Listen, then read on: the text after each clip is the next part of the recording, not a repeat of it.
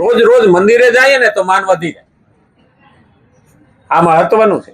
નહીં તો રોજ જઈએ ને તો ગઈ જમાઈ હોય ને તોય ગામમાં જમાઈ હોય ને અને રોજ હાહારાન્યા જાય ને એટલે પાણી પીવાનું હાળો ન પૂછે, એ આપણો હાથે ભરીને પી લે.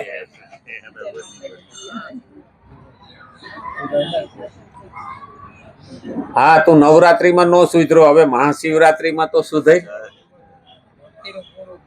હા, જ્ઞાનનો દેવતા છે એટલે આજે મહાશિવરાત્રી. શિવ ઊંચામાં ઊંચા શિખર ઉપર હિમાલયમાં બેઠા છે, કૈલાસમાં. આગળ થોડા બેહો એટલે વાંધો નહીં, પાછળ એક લાઈન થઈ જાય. બેહો આગળ. હવે થોડી હાકડ થાય તો વાંધો નહીં. હા હા,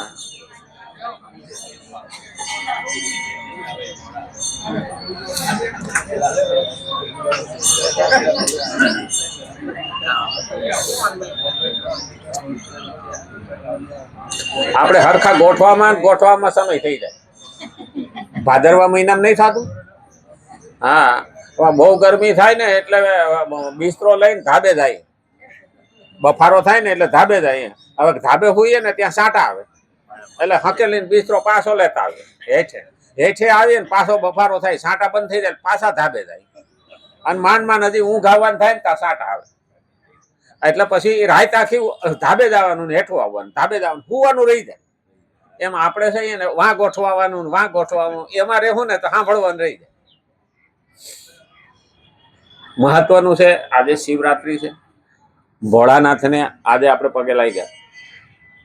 એ તો ભોળો છે, ભોટ નથી, એટલું ધ્યાન રાખવાનું. એ જેટલો ભોળો છે ને એટલો ક્રોધી પણ છે. એની જપટે સડ્યા ને તો વારો ચડાવી દે. એટલે ભોળાનાથની ભક્તિ કરવી હોય ને તો બહુ ધ્યાન રાખવા જોઈએ. અને હિમાલયના શિખર ઉપર બેઠેલા છે, બધાની ઉપર નજર છે. અને એટલે જ આપણે કીધું ને, પર્વત તસ્તન મંડલે વિષ્ણુ પત્ની નમસ્તુભ્યામ. આપણે માં ભગવતીને પૃથ્વીને પગે લાગીએ. અને પૃથ્વીને પગે લાગીએ એનું મહત્વ શું? કારણ કે 100% એમાંથી જ આપણું જીવન આવે. પૃથ્વી ઉપર જ જીવન આલે છે. જોવા જઈએ ને તો એને માં કહી છે. માણસ એમ કે ધૂળની શું કિંમત? આપણે ધૂળ કહીએ ને ગામડાની ભાષામાં, તેને ધૂળ કહેવાય. પણ માણસ હોય 100% એમાંથી જ રૂપિયા કમાય છે ને એમાં જ જીવન આલે છે. કોઈ અનાજ વાવીને પેદા કરે, કોઈ કોલસો કાઢીને પૈસા પેદા કરે. હવે એમાં કેટલા ટકા લોકો રોકાયેલા છે? એને અપડાઉનમાં કેટલા લોકો રોકાયેલા છે? જોવા જઈએ ને તો પૃથ્વી ઉપર જ આપણું ચક્ર ચાલે છે. સોનું એમાંથી કાઢે, ચાંદી એમાંથી કાઢે, લોખંડ એમાંથી કાઢે, પિત્તળ એમાંથી કાઢે. દરેકના દરેક અલગ કાર્ય છે. હીરા પણ એમાંથી જ કાઢે. અને એટલે જ આપણે પૃથ્વીને નમસ્કાર કરીએ. છતાં આપણે ઊભા હોઈએ ને કોકમાં ખીજાઈએ એટલે પૃથ્વી માથે પગ પસાડીએ. ભાઈ, પૃથ્વીનો શું તમાશે? તોય માના કોળો ખૂંદા વિના આપણે જીવી શકતા નથી. કોઈ 100% જીવન જો આપણું હાલતું હોય ને તો પાણી પણ એમાંથી જ કાઢીએ. કેટલી હાથવે છે? કોઈ દિવસ આપણે એનો ઉપકાર માન્યો ખરો? હા. અને એટલે જ ભગવાન કહે છે પૃથ્વી વિષ્ણુ પત્ની નમસ્તુભ્યમ. અને આપણે પાછા પાવર કરીએ. આપણો પાવર ઓછો ન હોય. એ પાવરમાં આપણે કેટલા ટકા થઈએ ને એનું આપણને ખબર નથી. અને એટલે જ ભગવાને શ્રીમદ ભગવદ્ ગીતા 3જો અધ્યાય અને 25 અને 26મો શ્લોક આપણે જોઈએ છીએ. ગઈકાલે તો આપણે એટલા બધા લીન થઈ ગયા હતા ને, કોઈ ટાઈમની ખબર જ ન પડે. આને કહેવાય શ્રવણમ. એક સાંભળનારો પરીક્ષિત અને એક કહેનારો સુખદેવ.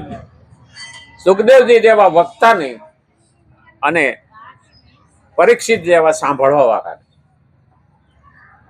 આ દુનિયામાં જે આના જેવા થાય ને તો હાથ દાડામાં આપણો ઉદ્ધાર થઈ જાય.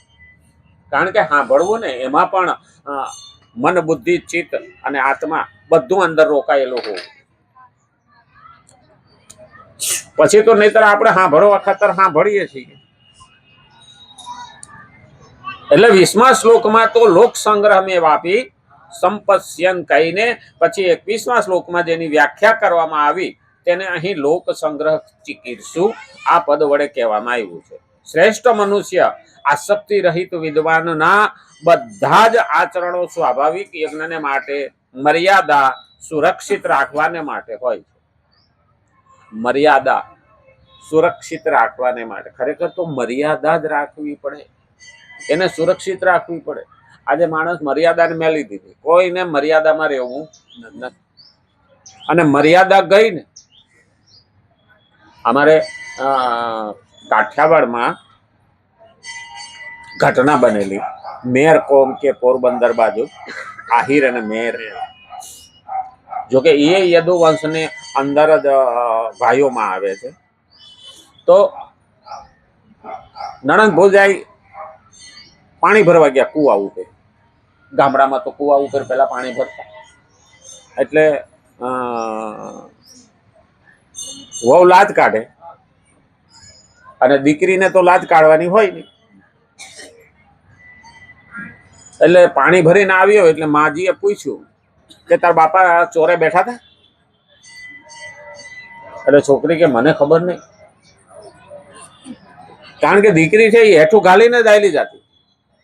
ઉઘાડું મોઢું હતું પણ નીચું જોઈને આયલી જતી હતી. એટલે મેં કેટલા પુરુષો બેઠા છે ને ક્યાં બેઠા છે મને ખબર નથી. વહુ કે તાર બાપા તો કે ઓની પાસે બેઠા હતા જ ને કે ત્યાં. એટલે કે તું તો લાજ કાઢેલી હતી કે મારે બધું દેખાતું તું. હવે સકળ વકળ બધે જોઈ શકે ને ઓલી જે દીકરી એ લાજ નહોતી કાઢી, એને ક્યાંય ધ્યાન કર્યું નહોતું. એને પાપણના પડદા બનાવ્યા હતા. અને ત્યારે માજીએ આખી નાઈફને તેડાવીને કીધું હતું કે આ લાજ હું કામ નહીં, જેમાં સકળ વકળ જોવે એના કરતા તો આ દીકરી જ્યાં જાય છે તો હેઠી નજર રાખીને આ મર્યાદા. તો આ જો પડદો કરવાથી મર્યાદા આવી જશે એવું નથી. હા, અને એટલે જ કીધું છે કે મર્યાદામાં રહેવું. મર્યાદા ઓળંગા એટલે પૂરું થઈ ગયું. એટલે ભગવાન અમર્યાદ સમાજ થયો ત્યારે ભગવાન શ્રી રામ પધાર્યા, મર્યાદા પુરુષોત્તમ. આપણે ગમે એટલા સુધારો લાવે ને તો આપણને બગડતા વાર નહીં. પોલીસ વાળો ઉભો હોય ને ત્યાં સુધી જ આપણે 4 રસ્તા ઉપર બ્રેક મારી, બાકી 2-3 જણા એવા ઘૂસી જાય ને ટ્રાફિક જામ કરી. મર્યાદામાં રહેતા નથી. ડરના માર્યા રહે તો અલગ વસ્તુ. અને એટલે કીધું આસક્તિ રહિત વિદ્વાન ના બધા જ આચરણો સ્વાભાવિક. આસક્તિ રહિત, આપણે આસક્તિમાં હોઈએ ને એ આસક્તિ રહિત હોય, આને વિદ્વાન કહ્યું. આમ તો ભગવાન મેળવવો ને બહુ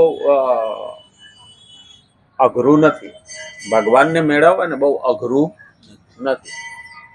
લોકોને એમ લાગે છે કે 4 વેદ ભણશું ને તો ભગવાન મળી જાય. ના, પહેલું છે શ્રદ્ધા, બીજું છે સત્કર્મ, બીજાના હિતમાં કરેલો કર્મયોગ.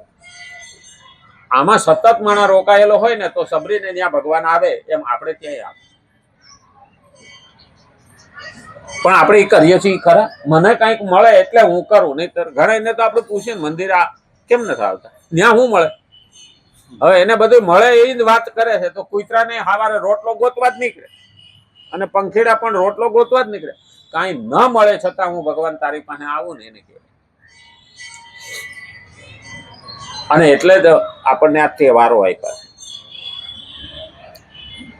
અને એને બધા જ આચરણો સ્વાભાવિક યજ્ઞને માટે. કોઈ પણ કર્મ કરે ને યજ્ઞ છે, અને એ યજ્ઞને માટે કરે. આપણે અત્યારે જે સાંભળીએ છીએ ને એ જ્ઞાન યજ્ઞ છે. અને કોઈ પણને ભોજન ખવડાવીએ ને સ્વાર્થ વિના, એ પણ યજ્ઞ છે.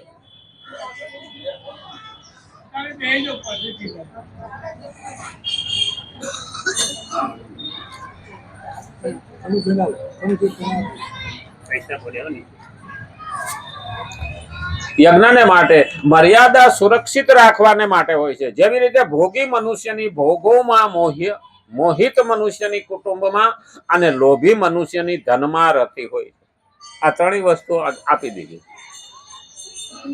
કારણ કે જેવી રીતે ભોગી મનુષ્યની ભોગવમાં જે ભોગી હોય એનું ભોગમાં જ ધ્યાન હોય. બડી ફજર કે હંડિયા મેં નજર, આ મિયાભાઈ ની કહેવત. ફજર એટલે હવાર, બડી ફજર કે હંડિયા મેં નજર. હંડિયા એટલે પેલો પાટિયો.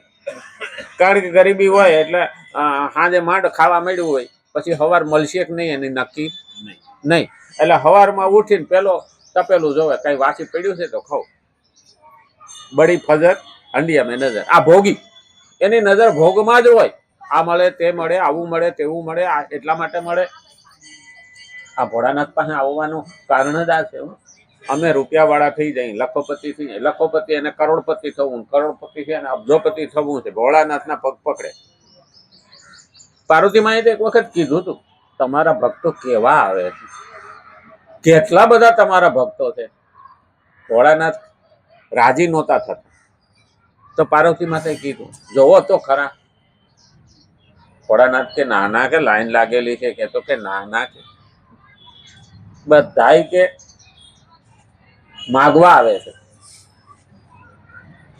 એની ખબર એ કે હાલ આપણે બે કે ભિખારી બની અને પગથિયે બેસી મંદિર, અને ભોળાનાથ નામ બધા બોલા વેહ બદલી અને બે બેસી ગયા. હજારો નીકળ્યા, કોઈ એવું ન કીધું કે હું ભોળાનાથ પાસે કઈ લેવા ન થાય. જ્ઞાનના દેવતા છે, પણ લક્ષ્મીજી એને ત્યાં ગયા હતા ભોળાનાથને મળવા. ત્યારે લક્ષ્મીજીએ સામેથી વરદાન આપેલું છે. ભોળાનાથને કીધું તો હું એટલી બધી ખુશ થઈ ગઈ છું કે તમને પગે લાગવા આવશે ને સોમવારે અને શિવરાત્રિએ, હું એના ઉપર ખૂબ ખૂબ રાજી થઈશ. એને હિસાબે આ બધા દોડે છો. હા, ભોળાનાથ હાટું નહીં, લક્ષ્મીજી હાટું, કે લક્ષ્મીજી તેથી રાજી થાય ભોળાનાથના પગ પકડી. પણ હકીકતમાં જાણતા નથી. તેથી જ આવે લક્ષ્મીજી એટલે આવે છે. અને ભોળાનાથ આમ તો એ તો અંગ ભસ્મ ચોળેલી છે. એની પાસે હું હતું. હા, લક્ષ્મીજી તો વૈભવશાળી છે. તો પાર્વતી, લક્ષ્મી અને બ્રહ્માણી આ ત્રણેય થાતું તો એ છે કે લક્ષ્મી ની વૈભવશાળી છે ને હું અહીંયા કે બરફમાં પડી ભોળાનાથ પાસે. એટલે લક્ષ્મીજી ને એવું, પાર્વતીજી ને એવું થયું હતું, આપણે અહીંયા પડ્યા છે, અહીંયા આપણી પાસે કઈ છે નહીં, કે તમારે તો લુગડાય નથી, કે 10 દિશાના લીગડા છે દિગંબર. તો એટલે પાર્વતીજી એ ભોળાનાથને કીધું, તો ભોળાનાથે મને કંઈક કરો. ભોળાનાથે એક ચપટી ભરીને ભભૂત આપી કે જા કુબેર ને કહેજે. કુબેર ભંડારી કહેવાય, અઢળક ધન. આ ચપટી ભરીને આપી કે જા કે આમાંથી મને કે આ વજન જેટલું આપ ધન કોનું. એટલે ગયા, ચપટી આપી કે ભોળાનાથે કીધું કે આપો. પાર્વતી મનમાં શંકા હતી, આ બધા વૈભવશાળી ને અમે અહીં કે બરફમાં પડ્યા છીએ. હવે માણસને બૈરાનો વેમ કાઢવો જોઈએ ને ઘરવાળા હક ન લેવા, એ ધ્યાન રાખવું. એટલે ભોળાનાથે પણ એ જ કીધું. એટલે કુબેર પાસે જઈ અને કીધું. એટલે કુબેર કીધું, આ બધું ધનના ભંડારો તમારા જ છે ને, લઈ લો જોઈએ એટલું. તો ના, મારે આ ચપટી આપી છે ને બસ એટલી જ જોઈએ, એથી વધારે જોતું નથી. તમે એમ તોલો. એટલે ત્રાજવામાં મૂકી ચપટી. કુબેરનો આખો ભંડાર પૂરો થઈ ગયો ને તો પણ ત્રાજવું ઊંચું થયું નહીં. પાર્વતી જોઈ રહ્યા કે આ એક ચપટીની અંદર, એક ચપટી ભસ્મમાં આટલી તાકાત. પછી વાલાની કે લાય લાય કે બધું મૂકી દે. તો કે તમારા ઘરેણા અને તમારી રાણીના ઘરેણા મૂકી દીધા, હવે કઈ રહ્યું વાળી છોડીને સાફ કરી નાખ્યું. ત્યારે કુબેરને પણ અહંકાર ઉતરી ગયો કે એક ચપટીમાં જો એટલી તાકાત છે, ભોળાનાથની ખોબો એક ભસ્મ હોય તો કેટલી તાકાત છે. એટલે આ ભસ્મની તાકાત, આપણે ભોળાનાથની ભસ્મને તિલક કરીએ છીએ ને આપણા હવ ભાગ્ય છે.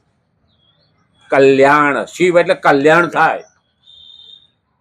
સંસ્કૃતમાં શિવ એટલે કલ્યાણ થાય. તો જો આપણા કુટુંબનું કે આપણું કલ્યાણ કરવું હોય, આત્માનું કલ્યાણ કરવું હોય તો ભોળાનાથની ભાવથી ભક્તિ કરવી જોઈએ, ખાલી દેખાડો નહીં. અને એટલે જ અને આ જળાધારી આપણે માથે મૂકીએ છીએ ને ભોળાનાથની માથે, ટીપું ટીપું ટીપું ટીપું ટીપું, એ આપણા મન ઉપર જ્ઞાનનો અભિષેક થવો જોઈએ. જ્ઞાન ગંગાનો અભિષેક થવો જોઈએ. એટલે ભોગો તરફ ન જતા યોગ તરફ જવું અને ભગવાનની ભક્તિ તરફ જાવ. ભોગ તો આજે છે, ભોગ ભોગવી જાય,